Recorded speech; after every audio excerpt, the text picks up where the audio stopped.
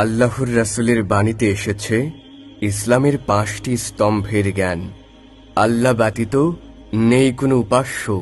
মুহাম্মদ সাল্লাল্লাহু আলাইহি সাল্লাম আল্লাহর রাসূল। দিতে হবে সাক্ষ্য প্রদান। আল্লাহর রাসূলের বাণীতে এসেছে ইসলামের 5টি স্তম্ভের জ্ঞান। এরা মুত্তাকি, করে যারা কায়েম সালাত। তারা পরহেজগার, মানে আল্লাহর বিধান। আল্লাহর রাসূলের বাণীতে এসেছে ইসলামের 5টি স্তম্ভের জ্ঞান। সিয়ামব্রত তারা, অপেক্ষমান যাত্রী এরা, থাকে সর্বদা আল্লাহর ধ্যানে, পেয়ে রমজান। আল্লাহর রাসূলের বাণীতে এসেছে ইসলামের 5টি স্তম্ভের জ্ঞান।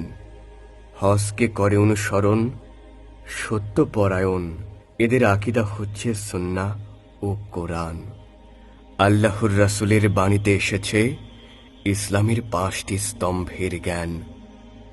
প্রসারিত করে দুহাত, দেয় যাকাত, হয় দৃঢ় ঈমান, যারা করে অর্থ দান।